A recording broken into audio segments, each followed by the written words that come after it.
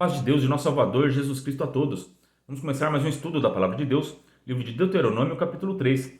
Os assuntos do vídeo de hoje serão oração. Aqui neste capítulo tem uma oração que Moisés faz ao nosso Deus. Ele faz um pedido, só que Deus nega o seu pedido. E está escrito aqui neste capítulo que Deus ficou indignado com esse pedido, né? Então tem muitas coisas, muitas orações que nós fazemos, que nós pedimos a Deus e Deus não vai nos atender, porque Ele fica indignado com o que a gente está pedindo, né? Então tem muita coisa que a gente pede que Deus fica indignado. Meu Deus, eu não acredito que Ele está pedindo isso, né? Santo é Deus. Então vamos tomar cuidado. Nesse capítulo vamos aprender como orar ao nosso Deus, tá? De acordo com a palavra de Deus, para não deixar nosso Deus indignado. E o outro assunto é sobre o Og, rei de Bazã, um gigante derrotado. Antes de entrar na terra de Canaã, né? Moisés e o povo de Israel derrotaram esse gigante na fronteira ali do Rio Jordão e tomaram posse daquelas terras. Então a gente vai entender que, como já expliquei em vídeos passados, Deus levantou Israel para julgar aquelas nações de Canaã, para dar a promessa prometida a Abraão, Isaque e Jacó, mas ao mesmo tempo para fazer uma limpeza naquela região, porque ali tinha descendentes de gigantes ainda, né? Deus fez um limpa lá no Gênesis, né, com o dilúvio, mas alguns deles sobreviveram e estavam naquela região de Canaã. Então Deus estava terminando o serviço ali. Ele matou a maioria no dilúvio, mas os seus descendentes e alguns sobreviventes do dilúvio, que no caso do rei Og é um dos sobreviventes do dilúvio, tá? Depois eu vou entrar em detalhes sobre esse assunto. Então Deus estava limpando aquela terra, porque esses gigantes, eles estavam corrompendo aquelas nações com as doutrinas dos anjos caídos, né? Que geraram esses gigantes, né? Que são doutrinas de demônios. Então todos aqueles povos, eles tinham aquela multidão de deuses, né? De imagens, tudo doutrina de demônios, ensinado pelos anjos caídos aqui na terra. E os gigantes estavam ensinando e mantendo essa tradição viva. E é por isso que Deus mandou a nação de Israel destruir aqueles povos e tomar posse daquela região, para que essas doutrinas não se propagassem para o resto do mundo. Amém? Então, vamos começar esse estudo com a ajuda de Deus e aqui do seu bom Espírito, em nome de Senhor Jesus.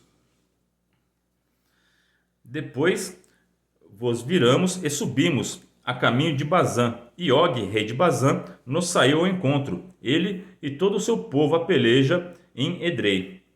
Então o Senhor me disse: não temas, porque a ele e a todo o seu povo e a sua terra tenho dado na tua mão, e far-lhe-ás como fizeste a Seom, rei dos amorreus, que habitara em Esbrom. E também o Senhor nosso Deus nos deu na nossa mão a Og, rei de Bazã, e a todo o seu povo, de maneira que o ferimos, até que ninguém lhe ficou de restante. Então aqui eles destruíram todo aquele povo, não deixou ninguém restante, até mulheres e crianças. Mas por quê? Isso parece uma crueldade, né? Porque aqueles povos estavam corrompidos geneticamente, não eram mais humanos, tá bom? Não era mais a linhagem pura, não é mais a criação de Deus ali, tá bom? Por isso que Deus estava limpando aquela região, para que a sua criação, os descendentes de Noé, pudessem habitar ali, né? Então Deus fez uma promessa a Abraão, Isaque e Jacó, estava cumprindo essa promessa e fazendo uma limpeza nessa região. Por isso que toda vez que você lê na palavra de Deus que Deus mandava matar mulheres e crianças, não é porque Deus é mau, é cruel, é uma limpeza genética, porque aqueles povos não eram mais humanos, então era necessário fazer essa limpeza, tá bom? Então eles eram seres híbridos e eles estavam corrompidos geneticamente e moralmente, tá bom? E naquele tempo tomamos todas as suas cidades, e nenhuma cidade houve que lhe não tomássemos. 60 cidades, toda a borda da terra de Argob e o reino de Og em Bazã. Todas essas cidades eram fortificadas com altos muros, portas e ferrolhos, além de outras muitas cidades sem muros. Então aqui eram cidades fortificadas. Antes mesmo de atravessar Jordão, né, que tinha a cidade de Jericó, que eram muralhas enormes, né? Eles já tinham conquistado terras com muralhas fortificadas, né? Eram gigantes, eles construíram cidades enormes, né? Então, por isso que tem muitas ruínas antigas que a gente vê que tinha portas enormes, porque habitavam gigantes ali. É uma evidência que existiam gigantes, igual a Bíblia está narrando aqui para nós, né? Então a Bíblia é um livro de fatos, não é um conto de fadas, tá bom? É um livro histórico. E quanto mais a gente estuda a Bíblia e compara com a arqueologia, a gente chega à conclusão que a Bíblia é verdadeira, tá bom? Então, vários arqueólogos comprovam que essas histórias bíblicas são verdadeiras. E quem estuda a cultura de outros povos antigos, os antropólogos, também confirmam que as escrituras estão corretas, tá bom? Então a Bíblia, a palavra de Deus, ela é inerrante, ela não erra, E todo pesquisador que compara seus estudos com a palavra de Deus chega à conclusão que ela é verdadeira.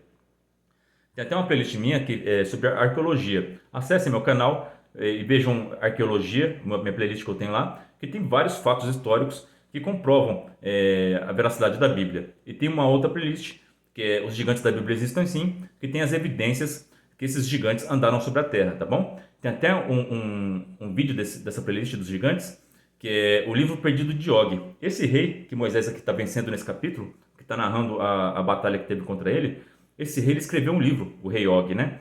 E nesse livro ele fala que ele tinha 900 anos quando ele batalhou com Moisés, né? E ele chamava o nosso Deus de Deus inseto, de Deus pequeno, e ficava afrontando o Moisés, da mesma forma que o Golias ficava afrontando o rei Davi, né? Então a gente vê que esses gigantes eles eram arrogantes, eles eram bem confiantes na força deles, né? No poder deles e nos deuses deles, né? Nos demônios, né? Então esse rei ele sobreviveu ao dilúvio. Então 900 anos. Isso comprova também que na Bíblia os homens viviam bastante tempo, né? Esses gigantes também viviam bastante tempo, tá certo? 900 anos. Esse livro, ele é apócrifo, né? Ele não está registrado na Bíblia. Então, você não é obrigado a acreditar nele. Mas existe esse livro. É o livro perdido do rei Og, né? Ele está lá no Vaticano, esse livro. Aí um padre, ele fez a tradução e eu consegui ler em PDF, né? Mas tem um vídeo no minha playlist do Gênesis que fala, tem a leitura de alguns capítulos desse livro, né? O rei Og é um rei muito arrogante, ele vai falar muita coisa feia. Não é um livro assim que eu recomendo para ninguém, tá bom? Mas para você que é curioso e que quer entender um pouquinho mais sobre o passado, sobre a história da humanidade, esse livro é muito importante, tá bom? Para você entender por que Deus teve que tirar esse rei daqui. Porque nesse livro ele fala que ele matava crianças, que fazia sacrifícios, que mexia com magia negra. É coisa horrível que aqueles povos faziam, tá bom? Por isso que Deus precisou fazer esse limpa lá. Porque se continuasse, não ia existir mais humano na Terra, né? Porque eles iam matar todos, tá bom? Eles não suportavam os humanos. E os que sobravam, eles escravizavam, né?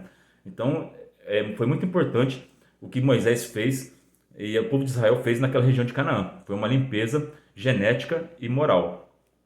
E destruímos-las como fizemos a Seom, rei de Hesbom, destruindo todas as cidades, homens, mulheres e crianças.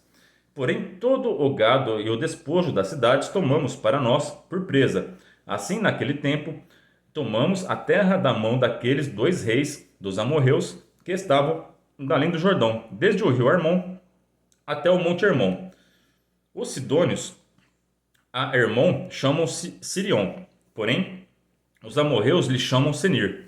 Todas as cidades da terra plana, e todo Gileade, e todo Bazã, até Selca e Edrei, cidades do reino de Og em Bazã, porque só Og, rei de Bazã, ficou do resto dos gigantes.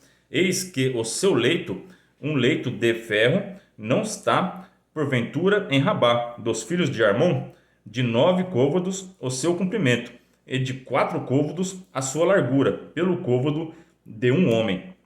Então aqui esse verso 11 aqui, ele fala que o rei Og, ele era um dos descendentes dos gigantes, era um dos últimos dos gigantes, né?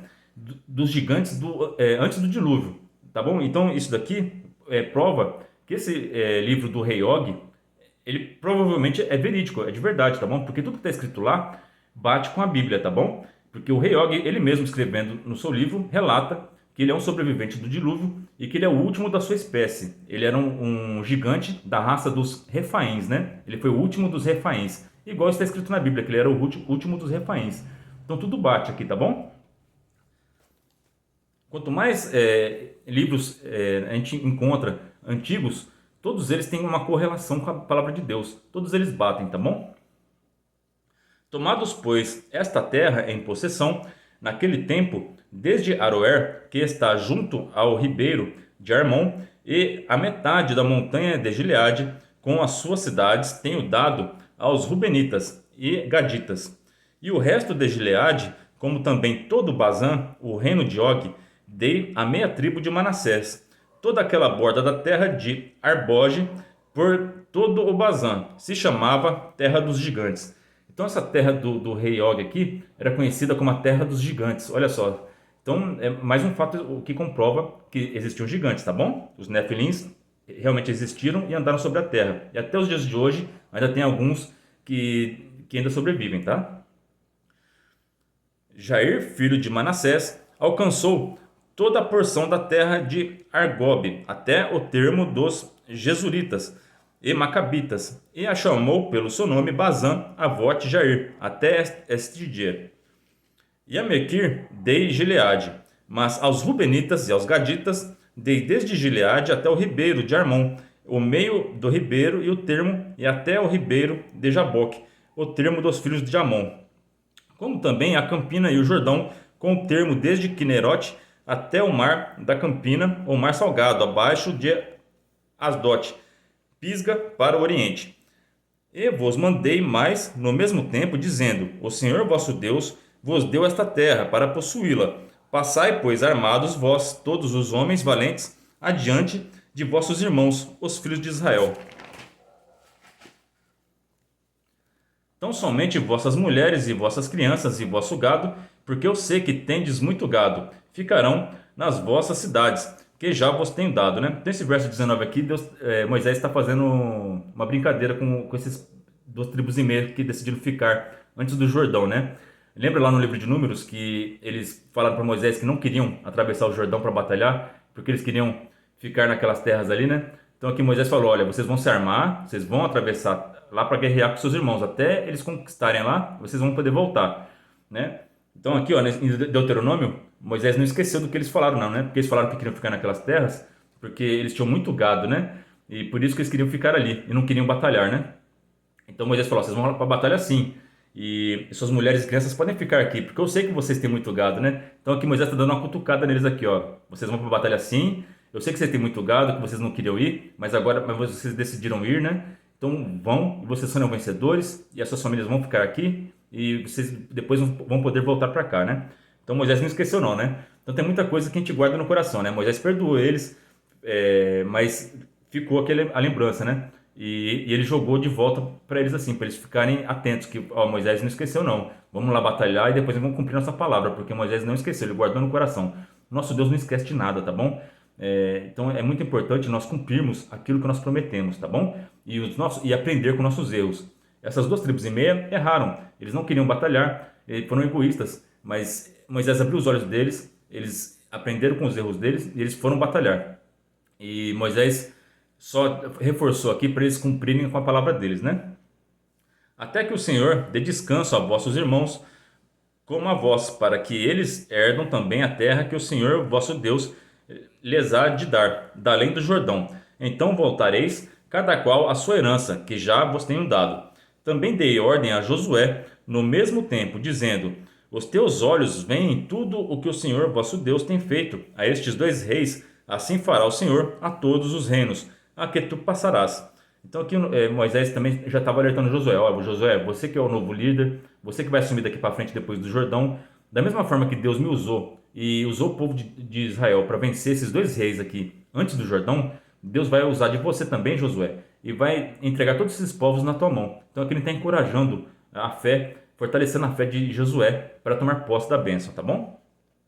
Não os temais, porque o Senhor vosso Deus é o que pelejai por vós. Então é o nosso Deus que peleja nossas batalhas, né? Não devemos temer, né? Apenas sejamos obedientes e confiemos no Senhor. Faça a tua parte, que Deus vai fazer a parte dele, né? Faça o possível, que o impossível Deus te dá na tua mão. Santo Jesus Cristo. A oração de Moisés para entrar em Canaã. Também eu pedi graça ao Senhor, ao mesmo tempo dizendo: Senhor Jeová, já começaste a mostrar a teu servo a tua grandeza e a tua forte mão. Por que Deus há nos céus e na terra que possa fazer segundo as tuas obras e segundo a tua fortaleza? Então aqui Deus começa exaltando o nosso Deus, né? Qual Deus é maior que tu? Que Deus que faz as obras que o Senhor faz, né? Porque Moisés viu tanta obra, né? Viu o mar se abrindo, as pragas do Egito, as batalhas vencendo povos, vencendo gigantes, né? Moisés viu tudo isso. Então ele estava engrandecendo o Deus dele, porque ele queria chegar a um ponto. Ele queria fazer um pedido para o Senhor, né? Então aqui ele começou exaltando o nosso Deus para deixar... É que nem como a gente vai pedir alguma coisa para o nosso pai, né? Quando você quer fazer alguma coisa com seu pai, você acha que ele vai falar não? Você começa falando: ah, pai, eu te amo tanto, você é o melhor pai do mundo, você é a melhor mãe do mundo, né? Tenta agradar seus pais para que quando você faça um pedido, eles autorizem você, né? Então Moisés está com essa mesma estratégia, mas não colou não, tá bom? A gente vai ver que não deu certo aqui, ó.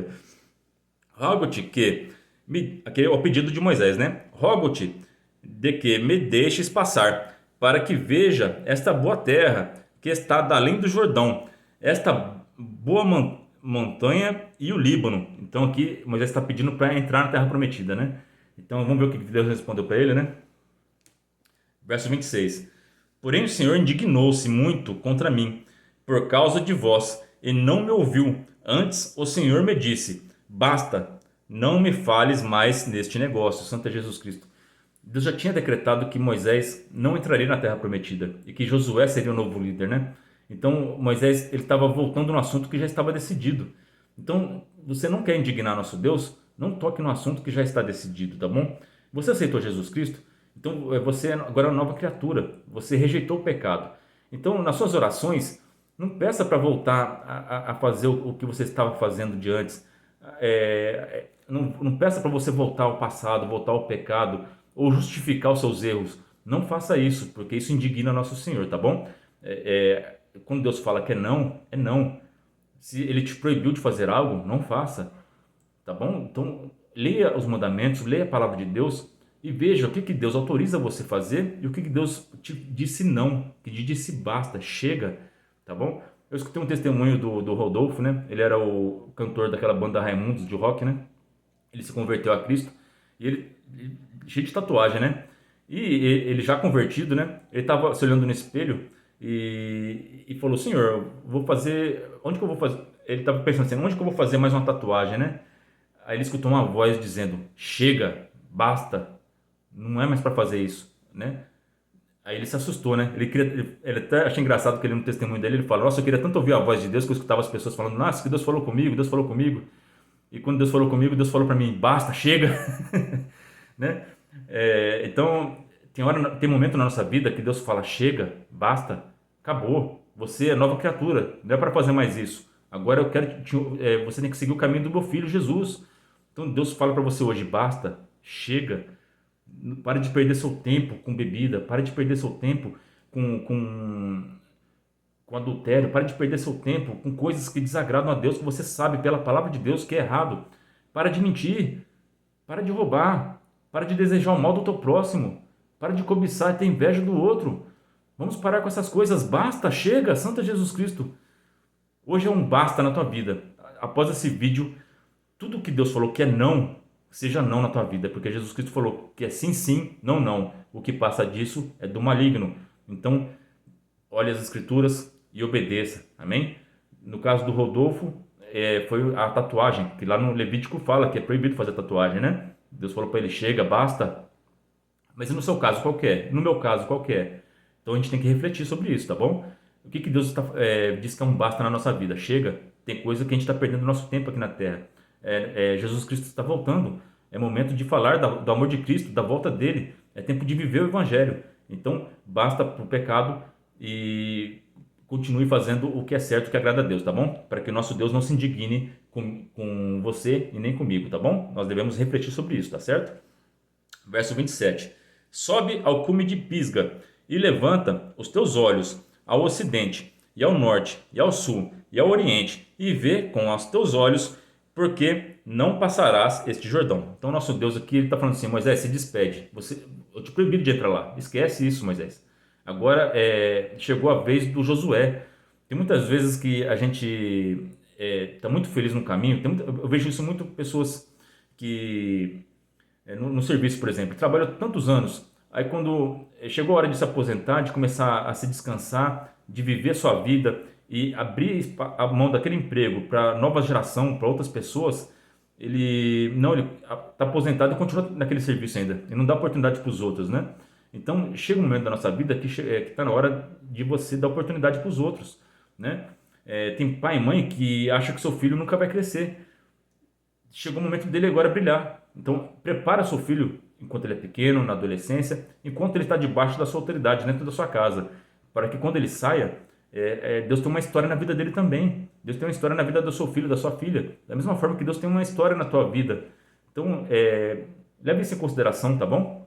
Então tem momento que é o momento da gente parar, é o momento de chega. Tem atletas que chegam no auge, que são campeões, mas depois eles começam a envelhecer e eles não percebem isso, acham que vai durar para sempre.